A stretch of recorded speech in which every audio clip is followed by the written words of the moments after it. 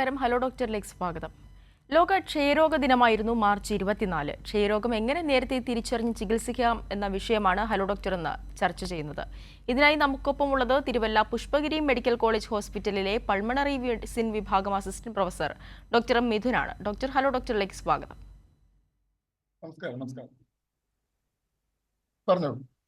പ്രേക്ഷകർക്കും താഴെ കാണുന്ന നമ്പറിൽ വിളിക്കാവുന്നതാണ്. ഡോക്ടർ, ക്ഷയരോഗത്തെ നമ്മൾ ഇക്കാലത്ത് എത്രത്തോളം കരുതിയിരിക്കേണ്ടതായുണ്ട്? നമുക്ക് ഈ കഴിഞ്ഞ മാർച്ച് 24 ആയിരുന്നു നമ്മൾ ലോക ക്ഷയരോഗ ദിനമായി ആചരിച്ചത്. എല്ലാ വർഷവും മാർച്ച് 24 ലോക ക്ഷയരോഗ ദിനമായി നമ്മൾ ആചരിക്കുന്നു. ഇത് ക്ഷയരോഗത്തെ കുറിച്ചൊരു ബോധവൽക്കരണം നമ്മുടെ ആളുകളുടെ ഇടയിൽ എത്തിക്കുക എന്നുള്ളൊരു കാര്യത്തിന് വേണ്ടിയാണ്. ക്ഷയരോഗത്തെ നമ്മൾ പുരാതന കാലം മുതൽ ഏറെ കരുതിയിരിക്കുന്ന ഒരു രോഗമാണ്. ക്ഷയരോഗം ഈ പൂർണ്ണമായും തുടച്ചു നീക്കുക എന്നുള്ളത് പുരാതന കാലം മുതൽക്കേ മനുഷ്യന്റെ ഒരു സ്വപ്നമാണ്. ഇതിലേക്കുള്ള ഒരു യജ്ഞത്തിലുള്ള ഒരു യാത്രയിലൂടെയാണ് നമ്മളിപ്പം കഴിഞ്ഞൊരു 4-5 വർഷമായി ക്ഷയരോഗ നിവാരണ പദ്ധതി എന്നൊരു പദ്ധതിക്ക് രൂപം കൊണ്ടിട്ട് ഇത് ക്ഷയരോഗം പൂർണ്ണമായി നമ്മുടെ ലോകത്തു നിന്ന് തന്നെ തുടച്ചു നിൽക്കുന്ന ഒരു വസ്തുതയിലേക്കാണ് നമ്മൾ നീങ്ങിക്കൊണ്ടിരിക്കുന്നത്. ഈ ഒരു ക്ഷയരോഗത്തെ കുറിച്ചുള്ള പ്രാധാന്യം നമ്മൾ മനസ്സിലാക്കേണ്ടത് എന്നാൽ നമ്മൾ 1882 റോബർട്ട് കോച്ച് എന്ന ശാസ്ത്രജ്ഞൻ ക്ഷയരോഗാണുവാണ് ഈ രോഗം ഉണ്ടാക്കുന്നതെന്ന് ലോകത്തിന് വെളിപ്പെടുത്തിയത്. അന്ന് മുതൽ ഈ ക്ഷയരോഗം പൂർണ്ണമായി തുടച്ചു നീക്കുന്നതിന്റെ ഒരു യാത്രയുടെ ഭാഗത്തിലാണ് നമ്മളിപ്പോൾ ഈ 142 വർഷമായി നമ്മൾ ഈ ഒരു യാത്രയിൽ നീങ്ങി തുടങ്ങിയിട്ട് ക്ഷയരോഗം നമ്മുടെ കൈപ്പിടിയിൽ ഒതുങ്ങും എന്നൊരു പ്രതീക്ഷയിലാണ് നമ്മളിപ്പോൾ അതിനോടുള്ള ഒരു പ്രവർത്തനത്തിലൂടെയാണ് നമ്മൾ നീങ്ങിക്കൊണ്ടിരിക്കുന്നത്. പറഞ്ഞോളൂ ഡോക്ടർ. ഇപ്പോൾ ക്ഷയരോഗത്തെ കുറിച്ചാണ് പറഞ്ഞത്. അതുപോലെ തന്നെ ക്ഷയരോഗത്തെ കുറിച്ച് പൊതുവെ നമ്മൾ അറിഞ്ഞിരിക്കേണ്ട കാര്യങ്ങൾ എന്തൊക്കെയാണ്? ക്ഷയരോഗം ഞാൻ നേരത്തെ പറഞ്ഞിരുന്ന പോലെ തന്നെ 1882 വരെ ക്ഷയരോഗം എന്ത് മൂലമാണ് ഉണ്ടാകുന്നതെന്ന് ഒരു ധാരണയും മനുഷ്യനുണ്ടായിരുന്നില്ല. പല തെറ്റിദ്ധാരണകളിലൂടെയാണ് നമ്മൾ കടന്നു പോയിക്കൊണ്ടിരിക്കുന്നത്. ഒരുപാട് വസ്തുതകൾ, ഒരുപാട് വിശ്വാസങ്ങൾ എല്ലാം നിലനിന്നിരുന്നു. ഒരു ശാപമായി തന്നെ കണ്ടിരുന്ന ഒരു രോഗമായിരുന്നു ഒരു കാലത്ത്. പക്ഷെ 1882 ഇത് വ്യക്തമായ ഒരു രോഗാണു മൂലം ഉണ്ടാകുന്ന ഒരു അവസ്ഥയാണെന്നും ഇതിനെ എങ്ങനെ പ്രതിരോധിക്കാമെന്നും നമ്മൾ വ്യക്തമായി പഠിച്ചു തുടങ്ങിയത് 1882 ഉള്ള പഠനങ്ങൾക്ക് ശേഷമാണ്. അപ്പം കൃത്യമായ ശാസ്ത്രീയമായ രീതിയിലൂടെ നമ്മൾ പഠനങ്ങളിലൂടെ ഒരുപാട് മരുന്നുകൾ ക്ഷയരോഗത്തിന് നിലവിൽ വന്നു. ഇതിലൂടെ ക്ഷയരോഗത്തെ നമുക്ക് കൃത്യമായി ചെറുക്കാനാകും. അപ്പം 1940 മുതലാണ് ക്ഷയരോഗത്തിന്റെ മരുന്നുകളെല്ലാം നിലവിൽ വന്നു തുടങ്ങിയത്. ഇന്ന് നമുക്ക് വ്യക്തമായ ധാരണയുണ്ട്, വ്യക്തമായ TB പ്രോഗ്രാമുകളുണ്ട്, എങ്ങനെ ഒരു ക്ഷയരോഗിയെ ചികിത്സിക്കാമെന്നൊരു വ്യക്തമായ ഇതുണ്ട്. ഒരു കാലത്ത് ഒരു 7-ൽ ഒരാൾക്ക് ക്ഷയരോഗം വന്ന് മരിച്ചിരുന്ന ഒരു അവസ്ഥയിലായിരുന്നു നമ്മളിപ്പോൾ. ഇന്ന് അതിൽ നിന്നെല്ലാം സാഹചര്യം ഒരുപാട് വിഭിന്നമായി. ഇന്ന് നമ്മൾ ക്ഷയരോഗത്തെ നിയന്ത്രണത്തിൽ എത്തിക്കുന്ന ഒരു വക്കിലാണെന്ന് തന്നെ നമുക്ക് പറയാം. ഡോക്ടർ, വ്യക്തമാണ്. ഇപ്പോൾ പ്രേക്ഷകൻ നമ്മോടൊപ്പം ചേരുന്നുണ്ട്. കായംകുളത്തു നിന്നും രാമചന്ദ്രനാണ്. ഡോക്ടറോട് ചോദിക്കാം. ചോദിച്ചോളൂ കേൾക്കാം.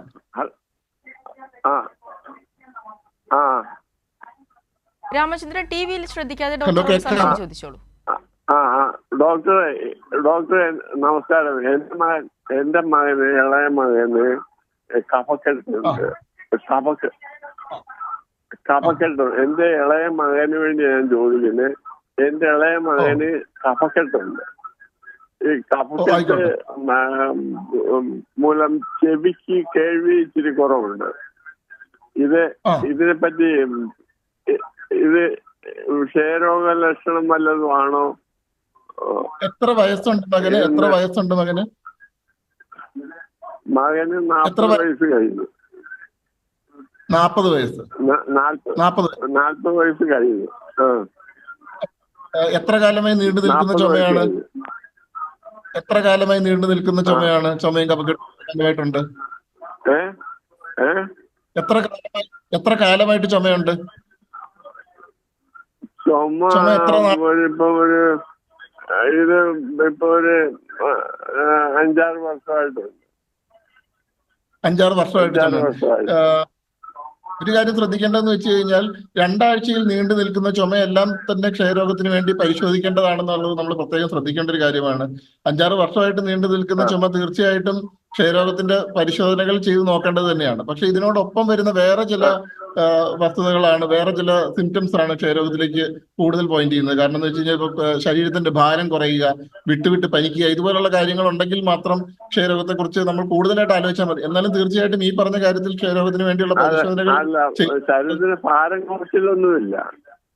ഭാരം ഇല്ല. കുറച്ചിലൊന്നുമില്ല. പിന്നെ ഈ ചെവി കേൾവി കുറവുണ്ട് ഈ കഫക്കെട്ട് മൂലം.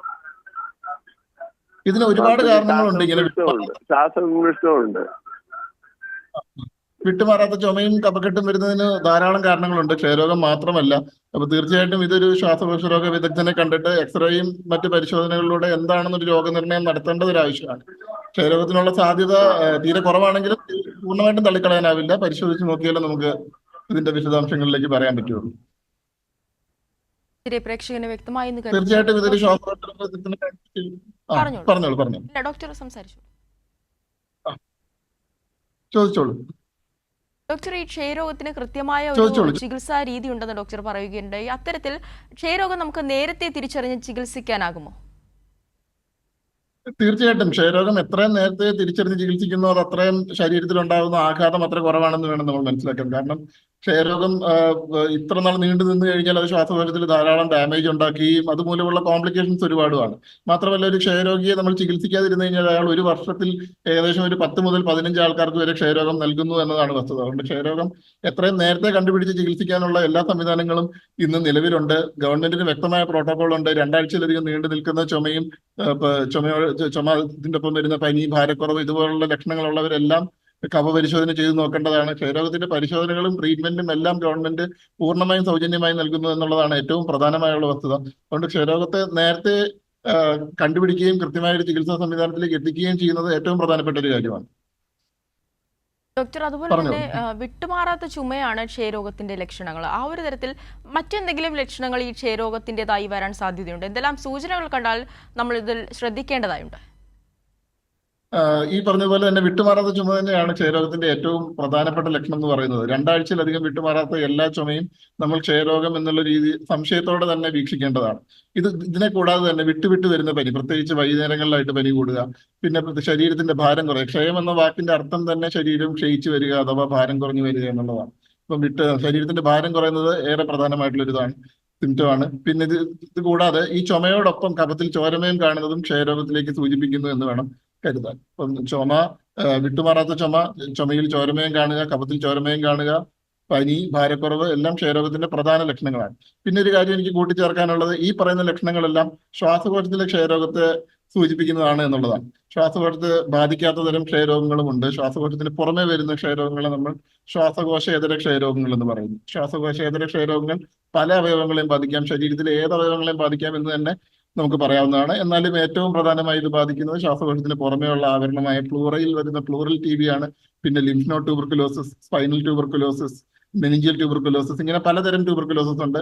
ഇതുമായിട്ട് ബാക്കിയുള്ള ഈ വരുന്ന ശ്വാസകോശേതര ക്ഷയരോഗങ്ങളിലെല്ലാം ആ അവയവങ്ങളെ പ്രതിനിധാനം ചെയ്യുന്ന രീതിയിലുള്ള സിംറ്റംസ് ആയിരിക്കും, ലക്ഷണങ്ങളായിരിക്കും പുറമെ അനുഭവപ്പെടുക. അതുകൊണ്ട് ബാക്കിയുള്ള കാര്യങ്ങളും ആ അവയവങ്ങളെ അനുബന്ധിച്ചുള്ള ലക്ഷണങ്ങളും ഇതിനോടൊപ്പം തന്നെ ശരീരത്തിൽ പനി, ഭാരക്കുറവ് പോലുള്ള ലക്ഷണങ്ങൾ തീർച്ചയായിട്ടും ക്ഷയരോഗത്തിലേക്ക് സൂചിപ്പിക്കാം. ഇതിനായി ഒരു വിദഗ്ധനായ ഡോക്ടറിന്റെ പരിശോധനകളും അത്യാവശ്യമാണ്. ചോദിച്ചോളൂ. ഡോക്ടർ, ഇപ്പോൾ ഒരു പ്രേക്ഷകർ പാലക്കാട് നിന്നും ദർശനയാണ്. ദർശന, ഡോക്ടറോട് ചോദിക്കാം. കോട്ടയത്ത് നിന്ന്. ഹലോ, ചോദിച്ചോളൂ. നമസ്കാരം, പറഞ്ഞോളൂ. ഹലോ, 6 വയസ്സുണ്ട് എന്റെ കുട്ടിക്ക്. കുട്ടിക്ക് ഇങ്ങനെ ഇപ്പൊ കണ്ടിന്യൂ ഇങ്ങനെ ചുമ വന്നോണ്ടിരിക്കുകയാണ്. രാത്രിയിൽ ചുമ, ശ്വാസം മുട്ടലും ഇങ്ങനെ. 6 വയസ്സുണ്ട്. 6 വയസ്സുണ്ട് കുട്ടി. ഇവിടെ അടുത്ത ആശുപത്രി കാണിച്ചു. അന്നേരം എത്ര കാലമായിട്ട് നീണ്ടു നിൽക്കുന്ന ചുമയും ശ്വാസമുട്ടലുമാണിത്? എത്ര കാലമായിട്ട് നിമോണിയ വന്നായിരുന്നേ. നിമോണിയക്ക് ശേഷമുള്ള ചുമയാണ്. എത്ര കാലമായിരുന്നു? നമ്മൾ എല്ലാ നീണ്ടു നിൽക്കുന്ന ചുമയും ശ്വാസമുട്ടലും എല്ലാം ക്ഷയരോഗം എന്നുള്ള രീതിയിൽ കരുതേണ്ട കാര്യമില്ല. ക്ഷയരോഗം അല്ലാതെ ഒരുപാട് തരം രോഗങ്ങൾ ഇതേ ലക്ഷണങ്ങളോടെ തന്നെ വരാവുന്നതാണ്. പ്രത്യേകിച്ച് ആസ്മ പോലുള്ള രോഗങ്ങൾ, 6 വയസ്സായതുകൊണ്ട് ഞാൻ പറയുകയാണ്, ആസ്മ പോലുള്ള രോഗം ക്ഷയരോഗമായിട്ട് വരാം. പിന്നീട് ന്യൂമോണിയ വന്ന ഒരാൾക്ക് ശ്വാസക്കൊള്ളികളിലെ കേടുകൾ ചിലപ്പോൾ കാണാം, ബ്രോങ്കിക്ടാസിസ് എന്ന് പറഞ്ഞ അസുഖം ചിലപ്പോൾ കാണാം. ഇതും ഇതുപോലെ നീണ്ടു നിൽക്കുന്ന ചുമ ഒക്കെ ആയിട്ട് ലക്ഷണങ്ങളായിട്ട് തന്നെയാണ് വരുന്നത്. അപ്പം ഒരു കൃത്യമായ ഒരു പരിശോധന നടത്തി എന്താണ് രോഗം എന്ന് നിർണ്ണയിക്കേണ്ടത് ഏറ്റവും പ്രധാനപ്പെട്ട കാര്യമാണ്. എക്സ്റേ, കഫ പരിശോധന പോലുള്ള പരിശോധനകൾ തീർച്ചയായിട്ടും ആവശ്യമാണ്. എന്നാൽ മാത്രമേ നമുക്ക് വ്യക്തമായ ഒരു ഡയഗ്നോസിലേക്ക് എത്താൻ പറ്റുള്ളൂ. മനസ്സിലായി എന്ന് വിശ്വസിക്കുന്നു. അത് ഒരു ഡോക്ടറെ കണ്ടിട്ട് വിശദമായുള്ള പരിശോധനകളും അതിനെ തുടർന്ന് ഒരു ചികിത്സാ പ്ലാനുമാണ് നമ്മൾ ഇതിൻ്റെ അകത്ത് വേണ്ടത്. ശ്വാസകോശത്തിലെ ക്ഷയരോഗങ്ങളെ കുറിച്ചാണ് ഇപ്പോൾ സംസാരിച്ചു കൊണ്ടിരിക്കുന്നത് ഡോക്ടർ. അതുപോലെ തന്നെ മറ്റു ശ്വാസകോശ രോഗങ്ങളിൽ നിന്ന് ഇതിനെ എങ്ങനെ നമുക്ക് തിരിച്ചറിയാനാകും? അതിന്റെ അപകട സാധ്യതകൾ എന്തൊക്കെയാണ്? ക്ഷയരോഗം തീർച്ചയായിട്ടും ഭാവിയിൽ അപകടങ്ങൾ സാധ്യതയുള്ള ഒരുപാട് രോഗങ്ങളിലേക്ക് വഴിതെളിക്കാവുന്ന ഒരു രോഗമാണെന്ന് വേണമെങ്കിൽ പറയാം. അതുകൊണ്ട് മറ്റു ശ്വാസകോശ രോഗങ്ങളിൽ നിന്ന് പ്രധാനമായ ഒരു വ്യത്യാസം എന്ന് പറഞ്ഞാൽ ക്ഷയരോഗം നീണ്ടു നിൽക്കുന്ന ഒരു ശ്വാസകോശ രോഗം എന്നത് തന്നെയാണ്. ഒരു ക്രോണിക് ഡിസീസ് ആയിട്ട് തന്നെ വരും. കാരണം എന്ന് വെച്ച് കഴിഞ്ഞാൽ ബാക്കി ഒട്ടുമിക്ക നമുക്കറിയാവുന്ന പല പനികളും ന്യൂമോണിയകളും എല്ലാം 1-2 ആഴ്ചയിൽ ചികിത്സിച്ച് മാറ്റാവുന്നതാണ്. എന്നാൽ ക്ഷയരോഗത്തിന്റെ ഒരു രോഗം എന്ന് പറയുന്നത് നീണ്ടു നിൽക്കുന്ന ഒരു ചുമയും ശ്വാസകോശത്തിലെ കേടുകളും ഒക്കെ ആയിട്ട് തന്നെ നിൽക്കാൻ സാധ്യതയുണ്ട്. ഇത് കൃത്യസമയത്ത് കണ്ടുപിടിച്ച് ചികിത്സിച്ചില്ലെങ്കിൽ ഇത് വേറെ ഒരുപാട് കോംപ്ലിക്കേഷൻസ് ഉണ്ടാക്കുക. ബ്രോങ്കിയോടൈറ്റിസ്, ശ്വാസക്കൊഴലുകളിലെ കേടുകൾ, അതുപോലുള്ള കോംപ്ലിക്കേഷൻസിലേക്ക് നയിക്കാൻ സാധ്യതയുണ്ട്. ഒരു ക്രോണിക് ഡിസീസ് എന്ന രീതിയിൽ ബാക്കി രോഗങ്ങളിൽ നിന്നും ക്ഷയരോഗം കുറച്ച് വിഭിന്നമായി തന്നെ നിൽക്കുന്നു. മാത്രമല്ല ഇത് കൃത്യമായി കണ്ടുപിടിച്ച് ചികിത്സിച്ചില്ലെന്നുണ്ടെങ്കിൽ ഇതിന്റെ ഒരു ബാക്കിയുള്ള ആളുകളിലേക്കുള്ള പടരുന്നത് കുറച്ച് കൂടുതലായിട്ടായിരിക്കും. കാരണം ഒരു വർഷത്തിൽ ഒരാൾ ഒരു 10-15 രോഗികൾക്കോളം ക്ഷയരോഗം ബാധിക്കാൻ സാധ്യതയുണ്ട് ഒരു രോഗിയിൽ നിന്ന്. അതുകൊണ്ട് ഇത് നേരത്തെ കണ്ടുപിടിച്ച് ചികിത്സിക്കുന്നത് വളരെ പ്രധാനമാണ്. ഞാൻ നേരത്തെ പറയേണ്ട ഒരു കാര്യം എന്ന് പറയുന്നത് ക്ഷയരോഗം നിർണ്ണയിക്കുന്ന പല മാർഗങ്ങളുണ്ട്. അപ്പം ക്ഷയരോഗം നമ്മൾ നേരത്തെ പറഞ്ഞു 2 ആഴ്ചയിലധികം നീണ്ടു നിൽക്കുന്ന ചുമ, ഗവൺമെന്റ് പ്രോട്ടോകോൾ പ്രകാരം ഇതെല്ലാം കഫ പരിശോധനയ്ക്ക് വിധേയമാക്കേണ്ടതാണ്. നമ്മൾ പണ്ട് മുതൽ ഉപയോഗിച്ച് വന്നിരുന്ന ഒരു പരിശോധന AFB ടെസ്റ്റ് ആണ്. AFB ടെസ്റ്റ് എന്ന് വെച്ചാൽ ആസിഡ് ഫാസ്റ്റ് സ്റ്റെയിനിങ് പരിശോധന. ഇത് രോഗിയുടെ കഫത്തിൽ നിന്നും ആസിഡ് ഫാസ്റ്റ് സ്റ്റെയിനിങ് ചെയ്തിട്ട് ഈ ബാക്ടീരിയയെ നിർണ്ണയിക്കുന്ന ഒരു പരിശോധനയാണ് നമ്മൾ പണ്ട് മുതലേ ഉപയോഗിച്ച് വരുന്നത് ക്ഷയരോഗം നിർണ്ണയിക്കുന്നതിനായി. എന്നാൽ ഇന്ന് അതിനൂതനമായിട്ടുള്ള പല പരിശോധനകളും ഇന്ന് ലഭ്യമാണ്. ഈ ബാക്ടീരിയയുടെ പ്രധാനമായിട്ടുള്ള ക്ഷയരോഗാണുവിന്റെ ഏറ്റവും പ്രധാനമായ ഒരു പ്രത്യേകത എന്താണെന്ന് വെച്ച് കഴിഞ്ഞാൽ ഇത് ഞാൻ നേരത്തെ പറഞ്ഞു 1940 മുതൽ പലതരം ആന്റിബയോട്ടിക്കുകളും ക്ഷയരോഗത്തിന് കണ്ടുപിടിച്ച് വന്നിരുന്നു. എന്നാൽ ഇത് ഓരോ ഘട്ടം കഴിയുമ്പോഴും പല ആന്റിബയോട്ടിക്കുകളും ഇതിന് നിർവീര്യമായിക്കൊണ്ടിരിക്കുന്ന ഒരു സാഹചര്യത്തിലേക്കാണ് നമ്മൾ എത്തിക്കൊണ്ടിരിക്കുന്നത്. അപ്പം നമ്മളിപ്പോൾ 4 മരുന്നുകൾ ഒന്നിച്ചാണ് ക്ഷയരോഗത്തിന്റെ ചികിത്സയ്ക്കായിട്ട് നൽകിക്കൊണ്ടിരിക്കുന്നത്. ഇതിൽ ഏത് മരുന്നുകളാണ് നൽകേണ്ടതെന്നുള്ളത് ഈ ബാക്ടീരിയയുടെ ഘടനയിൽ നിന്നും ജനിതക ഘടനയിൽ നിന്നും വ്യത്യസ്തപ്പെട്ടിരിക്കുന്നു. അപ്പം ഈ ജനിതക ഘടന ഏതെന്ന് കണ്ടുപിടിച്ച് കൃത്യമായിട്ടുള്ള ആന്റിബയോട്ടിക് ഏതാണ് നൽകേണ്ടതെന്ന് നേരത്തെ പ്രവചിക്കാനുള്ള സംവിധാനങ്ങൾ വരെ ഇന്ന് ലഭ്യമാണ്. CB-NAT പരിശോധന എന്നാണ് ഇതിന് പറയുന്നത്. അതുകൊണ്ട് കഫ പരിശോധനയുടെ വിശദമായ പല രൂപങ്ങളും നമുക്ക് ഇന്ന് ലഭ്യമാണ്. അപ്പം AFB പരിശോധന, CB-NAT പരിശോധന, നെഞ്ചിന്റെ എക്സ്റേ എടുത്ത് നോക്കുക. നെഞ്ചിന്റെ എക്സ്റേക്കകത്തിരുന്ന് ക്ഷയരോഗത്തിന്റെ ലക്ഷണങ്ങൾ നമുക്ക് തിരിച്ചറിയാനാകും. പിന്നെ ഞാൻ നേരത്തെ പറഞ്ഞതുപോലെ ശ്വാസകോശേതര ക്ഷയരോഗങ്ങളെ നിർണ്ണയിക്കാനായി അതാത് അവയവങ്ങളെ സംബന്ധിച്ചുള്ള പല പരിശോധനകളും ക്ഷയരോഗ നിർണ്ണയത്തിനായി ആവശ്യമാണ്. പറഞ്ഞോളൂ ഡോക്ടർ. ഈ ക്ഷയരോഗത്തിന്റെ ലക്ഷണങ്ങളെ കുറിച്ച് പറയുകയുണ്ട്. ഈ ഒരു ലക്ഷണങ്ങളൊക്കെ കാണിക്കാതെ തന്നെ ഈ അസുഖം വരാനുള്ള സാധ്യതയുണ്ടോ? ഞാൻ ഈ ലക്ഷണങ്ങൾ പുറമേ കാണുമ്പോഴാണ് നമ്മൾ ഇതിനെ ക്ഷയരോഗം എന്ന് പറയുന്നത്. നിഷ്ക്രിയ ക്ഷയരോഗം എന്ന് പറയുന്നത് വേറൊരു പ്രത്യേകമായ ഒരു വിഭാഗമായിട്ട് തന്നെ നമുക്ക് കരുതാം. ഒരു രോഗിക്ക് ഒരു ക്ഷയരോഗിയുമായിട്ടൊരു വ്യക്തിക്ക് സമ്പർക്കം ഉണ്ടായാൽ ഇയാൾക്ക് 40% സാധ്യതയുണ്ട് ഈ രോഗാണു ശരീരത്തിലേക്ക് പ്രവേശിക്കാനും നിഷ്ക്രിയ ക്ഷയരോഗം എന്ന് പറഞ്ഞൊരു രോഗാവസ്ഥയിലേക്ക് നീങ്ങാനും. ഇത് പ്രധാനമായി പറഞ്ഞു കഴിഞ്ഞാൽ വേറൊരു ക്ഷയരോഗം എന്നൊരു വ്യക്തമായി നമുക്ക് പറയാനാവില്ല. എന്നാൽ ഈ ക്ഷയരോഗാണു ശരീരത്തിലുള്ളയാൾ ഭാവിയിൽ ഒരു ക്ഷയരോഗിയായി മാറാനുള്ള സാധ്യതയുണ്ട്. ഒരു 10% സാധ്യത നമുക്ക് പറയാം. ഒരു ഭാവിയിൽ ഇയാളുടെ രോഗപ്രതിരോധ ശേഷി ഒന്ന് താഴ്ന്ന സമയത്ത് ഷുഗർ പോലുള്ള രോഗം, അല്ലെങ്കിൽ പ്രായം കൂടുന്ന ഒരു സാഹചര്യം, ഇതുപോലുള്ള സാഹചര്യങ്ങളിൽ ഇയാളൊരു ക്ഷയരോഗിയായി മാറാനുള്ള സാധ്യത ഉള്ളത് കൊണ്ട് ഈ നിഷ്ക്രിയ ക്ഷയരോഗികളെ ചികിത്സിക്കേണ്ടതും ഇന്നത്തെ കാലത്ത് വളരെ പ്രധാനമാണ്. പക്ഷെ നമ്മുടെ രാജ്യത്ത് നിഷ്ക്രിയ ക്ഷയരോഗം എല്ലാവരിലും ചികിത്സിക്കുന്ന ഒരു സംവിധാനത്തിലേക്ക് നമ്മൾ എത്തിയിട്ടില്ല. പല പാശ്ചാത്യ രാജ്യങ്ങളിലും അത് ചെയ്യുന്നുണ്ടാവാം. നമ്മുടെ രാജ്യങ്ങളിൽ അത് ചെയ്യുന്ന ഒരു സംവിധാനത്തിലേക്ക് എത്തിയിട്ടില്ല. ഭാവിയിൽ എത്തും എന്നുള്ള പ്രതീക്ഷയിലാണ്.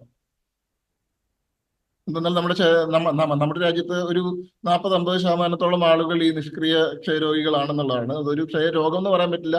നിഷ്ക്രിയ ക്ഷയരോഗം കൊണ്ട് ലങ്സിലേക്ക് ഭാവിയിൽ ഡാമേജുകളോ ഒരു കോംപ്ലിക്കേഷനോ ഉണ്ടാകാനുള്ള സാധ്യതയില്ല. എന്നാലും ഭാവിയിൽ ഇവർക്ക് ക്ഷയരോഗം വരാനുള്ള സാധ്യതയെ മുൻനിർത്തി ഇവരെ ചികിത്സിക്കേണ്ടതും ഭാവിയിൽ പ്രധാനമായി തന്നെ കാണേണ്ടതാണ്. ഡോക്ടർ, അതുപോലെ തന്നെ ഈ ക്ഷയരോഗം നമുക്ക് എങ്ങനെ തടയാനാകും? ഇത് തടയാനായി നമ്മൾ ശ്രദ്ധിക്കേണ്ട കാര്യങ്ങൾ എന്തൊക്കെയാണ്? ഇത് നമുക്ക് വളരെ പ്രസക്തമായ ഒരു ചോദ്യമാണ്. നമ്മൾ 2019 മുതൽ നമ്മൾ കരുതി വന്നിരുന്ന പല കാര്യങ്ങളുണ്ട്. നമ്മൾ കോവിഡിന് വേണ്ടിയാണെന്നുണ്ടെങ്കിലും പല കാര്യങ്ങൾ നമ്മൾ പഠിച്ചു. ക്ഷയരോഗം വായുവിലൂടെ പകരുന്ന ഒരു രോഗമാണ്. ഒരു രോഗി ചുമയ്ക്കുമ്പോഴോ തുമ്മുമ്പോഴോ ശരീരത്തിൽ ഉണ്ടാകുന്ന സ്രവങ്ങളിൽ, വായുവിൽ പടരുന്ന സ്രവങ്ങളിൽ ക്ഷയരോഗമാണ് ഒളിഞ്ഞിരിപ്പുണ്ട്. ഇത് വേറൊരാൾ ശ്വസിക്കുമ്പോൾ അയാളുടെ ശരീരത്തിൽ പ്രവേശിക്കുകയും അങ്ങനെയാണ് ക്ഷയരോഗം ഉണ്ടാകുന്നത്. അപ്പൊ വായുവിലൂടെ പകരുന്ന രോഗങ്ങളെ ചെറുക്കാനുള്ള എല്ലാ സംവിധാനങ്ങളും 2019 മുതൽ നമ്മൾ ശീലിച്ചു വന്നതാണ്. ഇതിൽ ഏറ്റവും പ്രധാനം മാസ്ക് ഉപയോഗിക്കുക എന്നുള്ളത് തന്നെയാണ്. അപ്പൊ ക്ഷയരോഗിയുടെ അടുത്ത് പോകുമ്പോൾ മാസ്ക് ഉപയോഗിക്കുന്നത് ക്ഷയരോഗം കിട്ടാതിരിക്കാൻ വളരെ പ്രധാനമായ ഒരു കാര്യമാണ്. പിന്നെ വായുവിലൂടെ പകരുന്ന എല്ലാ രോഗങ്ങളും പൊതുവെ വായു സഞ്ചാരം കുറവുള്ള സ്ഥലങ്ങളിലായിരിക്കും. അതായത് അടച്ചിട്ട മുറികളിലൊക്കെ ആയിരിക്കും കൂടുതൽ സ്പ്രെഡ് ചെയ്യാനുള്ള സാധ്യതകൾ. അതുകൊണ്ട് നല്ല വായുസഞ്ചാരമുള്ള മുറികളിൽ നിൽക്കുന്നത് വളരെ പ്രധാനമാണ്. പിന്നെ ചുമ മര്യാദകൾ, കോഫ് ഹൈജീൻ എന്ന് നമ്മൾ പറയും. ചുമയ്ക്കുമ്പോൾ വാ പൊത്തി ചുമയ്ക്കുക, കർച്ചീഫ് ഉപയോഗിക്കുക, ഇതുപോലുള്ള കാര്യങ്ങൾ ക്ഷയരോഗം പടരാതിരിക്കാൻ വളരെ പ്രധാനമാണ്. പിന്നെ പൊതുസ്ഥലങ്ങളിൽ തുപ്പാതിരിക്കുന്നത്. ഒരു ക്ഷയരോഗി പൊതുസ്ഥലങ്ങളിൽ തുപ്പുകയാണെന്നുണ്ടെങ്കിൽ അയാളിൽ നിന്ന് ക്ഷയരോഗം ബാക്കിയുള്ളവരിലേക്ക് പകരാനുള്ള സാധ്യത കൂടുതലാണ്. പൊതുസ്ഥലങ്ങളിൽ തുപ്പാതിരിക്കാൻ ശ്രദ്ധിക്കുക. ഇതുപോലുള്ള കാര്യങ്ങളെല്ലാം ശ്രദ്ധിച്ചാൽ ക്ഷയരോഗത്തിന്റെ സ്പ്രെഡ് നമുക്ക് കുറയ്ക്കാനായിട്ട് സാധിക്കുന്നതാണ്. വ്യക്തമാണ് ഡോക്ടർ. ഇപ്പോൾ ഒരു പ്രേക്ഷകൻ ചേരുന്നുണ്ട്. ഗുരുവായൂരിൽ നിന്നും ബൈജു ആണ്. ബൈജു, ഡോക്ടറോട് ചോദിക്കാം. അതായത് ഞാൻ വൈഫിനെ ഇങ്ങനെ ഭയങ്കര ചുമയായിരുന്നേ. അപ്പോ 2-3 ഡോക്ടറെ കാണിച്ചു. ഇപ്പൊ കുറവുണ്ട്. പക്ഷേ രാത്രി ആകുമ്പോ ഭയങ്കര ചുമയാണ്. ചുമച്ചിട്ട് കഫം പോലെ തുപ്പാറുണ്ട്. എത്ര നാളായിട്ടുള്ള ചുമ? എത്ര നാളായി? ഇതിപ്പോ ഒരു മാസമായി ഉണ്ടാവുള്ളൂ. ഒരു മാസമായിട്ടുണ്ടാവുള്ളൂ. ഈ ചുമയോടൊപ്പം വേറെ ഞാൻ നേരത്തെ പറഞ്ഞ പോലത്തെ വേറെ എന്തെങ്കിലും ലക്ഷണങ്ങളുണ്ടോ? വിട്ട് വരുന്ന പനിയോ, ശരീരത്തിന്റെ ഭാരക്കുറവോ, ചുമയ്ക്കുമ്പോ ചോരമയം കാണുക, അതുപോലെ എന്തെങ്കിലും? പനിയൊന്നുമില്ല. ഈ ചുമ ഇങ്ങനെ വിട്ടുമാറാത്തതിന് ഇപ്പോഴത്തെ കാലത്ത് ഒരുപാട് കാരണങ്ങളുണ്ട്. പ്രത്യേകിച്ച് നമ്മൾ ഈ കോവിഡ് വന്നു കഴിഞ്ഞിട്ടുള്ള പല വൈറൽ ഇൻഫെക്ഷനിലും കാണുന്നതാണ് ഈ പോസ്റ്റ് വൈറൽ സിൻഡ്രോം എന്ന് പറയുന്നത്, കോഫ് സിൻഡ്രോം എന്ന് പറയുന്ന ചുമ. അത് പല വൈറൽ പനികൾക്കും ശേഷം ഒരു മാസത്തോളം വിട്ടുമാറാത്ത ഒരു ചുമ സർവ്വസാധാരണമാണ് ഇന്ന്. അപ്പം വ്യക്തമായ പരിശോധനകൾ വേണം. ഈ ഒരു 2 ആഴ്ചയുടെ മുകളിൽ ചുമ നീണ്ടു നിൽക്കുമ്പോൾ തീർച്ചയായിട്ടും പ്രോട്ടോകോൾ പ്രകാരം നമ്മൾ ക്ഷയരോഗം റൂൾ ഔട്ട് ചെയ്യേണ്ടതാണ്. അതുകൊണ്ട് കഫ പരിശോധനകളും എക്സ്റേ പോലുള്ള പരിശോധനകൾക്ക് ശേഷമേ വ്യക്തമായ ഒരു കാരണം നിർണ്ണയിക്കാനാവുകയുള്ളൂ. അതിലൂടെ മാത്രമേ നമുക്ക് കൃത്യമായൊരു ചികിത്സ പറയാനാവുകയുള്ളൂ. ഇതിന് ഒരുപാട് കാരണങ്ങളുണ്ട്. ക്ഷയരോഗം എന്ന രീതിയിൽ ഭയങ്കര ചുമയാണ്. ചുമച്ചിട്ട് അപ്പുമ്പോ നമുക്ക് വെളുത്തൊരു പത പോലെയാണ് വരണതേ. തീർച്ചയായിട്ടും നമ്മൾ ഇതിന് കൂടുതൽ പരിശോധനകൾ ചെയ്ത് നോക്കേണ്ടതാണ്. ഒരു മാസം നീണ്ടു നിൽക്കുന്ന ചുമ എന്ന് പറയുമ്പോൾ തീർച്ചയായിട്ടും എക്സ്റേ, കഫ പരിശോധനകൾ പോലുള്ള പരിശോധനകൾ ചെയ്ത് നോക്കിയാലേ നമുക്ക് വ്യക്തമായി ഇതിനൊരു കാരണം നിർണ്ണയിക്കാനാവുകയുള്ളൂ. അതിനുശേഷം മാത്രം നമുക്ക് കൃത്യമായ ഒരു ചികിത്സയെക്കുറിച്ച് പറയാനാവുകയുള്ളൂ. ക്ഷയരോഗം നമുക്ക് വ്യക്തമായിട്ട് ഈ ലക്ഷണങ്ങളിൽ നിന്ന് പറയാനാവില്ല. എന്താണെന്ന് വ്യക്തമായ കാരണം കണ്ടുപിടിച്ചതിന് ശേഷം ചികിത്സിക്കുന്നതാണ് നല്ലത്. ഒരു ശ്വാസകോശ രോഗ വിദഗ്ധനെ കണ്ട് വേണ്ട പരിശോധനകൾ ചെയ്ത് എന്താണെന്നുള്ള രോഗനിർണയം നടത്തിയതിനു ശേഷം നമുക്ക് ഇതിന്റെ ചികിത്സ ചെയ്യുന്നതായിരിക്കും നല്ലത്. പ്രേക്ഷകന് വ്യക്തമായി മനസ്സിലായല്ലോ അല്ലേ ഡോക്ടർ? അതുപോലെ തന്നെ ഈ ക്ഷയരോഗത്തിന് കൃത്യമായ ചികിത്സാ മാർഗങ്ങൾ ഉണ്ടെന്ന് ഡോക്ടർ പറയുകയുണ്ടായി. എന്തൊക്കെയാണ് നൂതനമായ ചികിത്സാ മാർഗങ്ങൾ? ക്ഷയരോഗത്തിന്റെ ഏറ്റവും പ്രധാനപ്പെട്ട ചികിത്സാ മാർഗങ്ങളെല്ലാം മരുന്നുകൾ തന്നെയാണ്. അത് ഫാർമക്കോതെറാപ്പി എന്ന് പറയുന്ന മരുന്നുകൾ തന്നെയാണ്. ആന്റിബയോട്ടിക് തന്നെയാണ്. ഇത് ഒരു വിധത്തിൽ പറഞ്ഞു കഴിഞ്ഞാൽ വളരെ ശക്തമായിട്ടുള്ള ആന്റിബയോട്ടിക് തന്നെയാണ്. ശക്തം എന്ന് പറഞ്ഞു കഴിഞ്ഞാൽ പേടിക്കേണ്ടതായിട്ടുള്ള കാര്യങ്ങളൊന്നുമില്ല. വളരെ ഒരുപാട് പഠനങ്ങളൊക്കെ നടത്തി കൃത്യമായിട്ടുള്ള ക്ഷയരോഗത്തിന് ചെറുക്കാൻ എന്തൊക്കെയാണ് വേണ്ടതെന്ന് കൃത്യമായുള്ള പഠനങ്ങളിലൂടെ തെളിയിക്കപ്പെട്ടിട്ടുള്ള ആന്റിബയോട്ടിക്കുകൾ തന്നെയാണ് ഇന്ന് ലഭ്യമായിട്ടുള്ളത്. അതിൻ്റെ അകത്ത് ഏറ്റവും പ്രധാനമായിട്ടുള്ള വസ്തുത എന്ന് പറഞ്ഞു കഴിഞ്ഞാൽ ഒരു ആന്റിബയോട്ടിക്കിനോട് ഒരു ക്ഷയരോഗാണു ഒരിക്കലും പ്രതികരിക്കില്ല എന്നുള്ളതാണ്. അപ്പോൾ ഒരു ആന്റിബയോട്ടിക് മാത്രം കൊടുത്തു കഴിഞ്ഞാൽ സംഭവിക്കുന്നത് ഈ ക്ഷയരോഗാണു ആ ആന്റിബയോട്ടിക്കിനോട് റെസിസ്റ്റൻസ് ആർജിക്കുകയും പിന്നെ ആന്റിബയോട്ടിക് ഒരിക്കലും ഫലപ്രദമാവാതിരിക്കുകയും ചെയ്യും. നമ്മൾ ഒരു 4 ആന്റിബയോട്ടിക്കുകളുടെ ഒരു കോമ്പിനേഷനാണ് ക്ഷയരോഗത്തിനായിട്ട് എപ്പോഴും നൽകാറുള്ളത്. ആദ്യത്തെ 2 മാസം അങ്ങനെയും പിന്നെ 3 ആന്റിബയോട്ടിക്കുകളുടെ ഒരു കോമ്പിനേഷനായിട്ട് അത് മാറ്റുകയും ചെയ്യാറുണ്ട്. ഈ 4 ആന്റിബയോട്ടിക് ഒന്നിച്ച് കൊടുക്കുമ്പോൾ മാത്രമേ ക്ഷയരോഗാണു ഈ ഒരു ആന്റിബയോട്ടിക്കിനോട് പ്രതികരിക്കുന്നതായിട്ടും ക്ഷയരോഗം മാറുന്നതായിട്ടും നമുക്ക് കാണാൻ സാധിക്കുകയുള്ളൂ. ഇന്ന് ഗവൺമെന്റ് നൽകുന്നത് ഫിക്സഡ് ഡ്രഗ് കോമ്പിനേഷൻ എന്ന് പറഞ്ഞ രീതിയാണ്. അതായത് ഒരു ഗുളികയിൽ തന്നെ 4 ആന്റിബയോട്ടിക്കും അടങ്ങിയിട്ടുള്ള രീതിയിലാണ്. ഇത് പ്രത്യേകിച്ച് ഈ ആന്റിബയോട്ടിക് റെസിസ്റ്റൻസ് ഒഴിവാക്കാനുള്ള ഒരു നൂതന സംവിധാനമാണ്. ഇത് രോഗിയുടെ ഭാരം അനുസരിച്ച് എത്ര ഗുളികകളാണ് വേണ്ടതെന്നുള്ള രോഗിയുടെ ഭാരം അനുസരിച്ചാണ് കൊടുക്കുന്നത്. ഏറ്റവും പ്രധാനപ്പെട്ട ഒരു കാര്യം എന്ന് വെച്ച് കഴിഞ്ഞാൽ ഇത് 6 മാസം തുടർച്ചയായിട്ട് കഴിക്കുക. 6 മാസം എന്ന് പറഞ്ഞാൽ ഏറ്റവും കുറഞ്ഞ കാലയളവാണ്, ചികിത്സയുടെ ഏറ്റവും കുറഞ്ഞ കാലയളവാണ്. ചിലവർക്ക് ഇതിൽ കൂടുതൽ വേണ്ടി വരാം. 6 മാസം കൃത്യമായിട്ട് ചികിത്സിക്കുക എന്നുള്ളത് ഏറ്റവും പ്രധാനപ്പെട്ട ഒരു കാര്യമാണ്. കാരണം ഇതിന്റെ ഇടയിൽ ചികിത്സ നിർത്തുകയോ രോഗി ഏതെങ്കിലും കാരണവശാൽ ചികിത്സയിൽ നിന്ന് മാറിപ്പോവുകയോ ചെയ്യുകയാണെന്നുണ്ടെങ്കിൽ ഡ്രഗ് റെസിസ്റ്റന്റ് TB എന്ന് പറഞ്ഞ ഒരു വലിയ വിപത്താണ് അയാളെ കാത്തിരിക്കുന്നത് എന്നുള്ള ഒരു കാര്യം കൂടെ എല്ലാവരും പ്രത്യേകം ശ്രദ്ധിക്കേണ്ട കാര്യമാണ്. ഡ്രഗ് റെസിസ്റ്റന്റ് TB ചികിത്സിക്കാൻ അങ്ങേയറ്റം ബുദ്ധിമുട്ടുള്ള ഒരു കാര്യമാണ്. ചിലപ്പോൾ 1-2 വർഷങ്ങൾ വരെയുള്ള ചികിത്സകൾ വേണ്ടി വരാം, ചിലപ്പോൾ ഇഞ്ചക്ഷൻസ് വേണ്ടി വരാം. അതുകൊണ്ട് മരുന്ന് മുടക്കാതെ കൃത്യമായിട്ട് കഴിക്കുക എന്നുള്ളത് ഏറ്റവും പ്രധാനപ്പെട്ട ഒരു വസ്തുതയാണ്. വളരെ സ്വാഗതാർഹ ഒരു കാര്യം എന്തെന്ന് വെച്ച് കഴിഞ്ഞാൽ ഗവൺമെന്റ് ഇന്ന് മരുന്നുകളെല്ലാം, ഇന്നല്ല ഒരുപാട് കാലമായി ക്ഷയരോഗത്തിന്റെ മരുന്നുകളെല്ലാം അങ്ങേയറ്റം ക്വാളിറ്റിയുള്ള മരുന്നുകൾ തികച്ചും സൗജന്യമായാണ് നൽകുന്നത് എന്നുള്ളതാണ്. ഇതിൻ്റെ അകത്തെല്ലാം പല മരുന്നുകളും ലക്ഷക്കണക്കിന് വില വരുന്ന മരുന്നുകളുണ്ട് ഇതിൻ്റെ അകത്ത്. ഇതെല്ലാം തന്നെ ഗവൺമെന്റ് പൂർണ്ണമായും സൗജന്യമായാണ് ക്ഷയരോഗികൾക്ക് നൽകിക്കൊണ്ടിരിക്കുന്നത്. കാരണം ഈ ക്ഷയരോഗത്തെ ചെറുക്കേണ്ടത് നമ്മൾ ഓരോരുത്തരുടെയും കടമയാണ്, ഗവൺമെന്റിന്റെ കടമയാണ്, നമ്മൾ ഓരോരുത്തരുടെയും കടമയാണ്. അപ്പം ഈ മരുന്നുകൾ ഗവൺമെന്റ് പ്രോട്ടോകോൾ പ്രകാരം കൃത്യമായിട്ട് കഴിക്കുകയാണെന്നുണ്ടെങ്കിൽ ക്ഷയരോഗത്തെ ചെറുക്കാനും ക്ഷയരോഗം നമ്മുടെ സമൂഹത്തിൽ പടരുന്നത് തടയാനും നമുക്ക് സാധിക്കും. പറഞ്ഞു. ഡോക്ടർ വ്യക്തമാണ്, വളരെയധികം നന്ദി. ക്ഷയരോഗം എങ്ങനെ നേരത്തെ തിരിച്ചറിഞ്ഞ് ചികിത്സിക്കാം എന്ന വിഷയമാണ് ഹലോ ഡോക്ടർ എന്ന് ചർച്ച ചെയ്തത്. ഇതിനായി നമുക്കൊപ്പം ഉണ്ടായിരുന്നത് തിരുവല്ല പുഷ്പഗിരി മെഡിക്കൽ കോളേജ് ഹോസ്പിറ്റലിലെ പൾമണറി മെഡിസിൻ വിഭാഗം അസിസ്റ്റന്റ് പ്രൊഫസർ ഡോക്ടർ M. മിഥുനാണ്. ഡോക്ടർ വളരെയധികം നന്ദി. നമസ്കാരം. ഹലോ ഡോക്ടറിന്റെ സമയം ഇവിടെ പൂർണ്ണമാവുകയാണ്. നമസ്കാരം.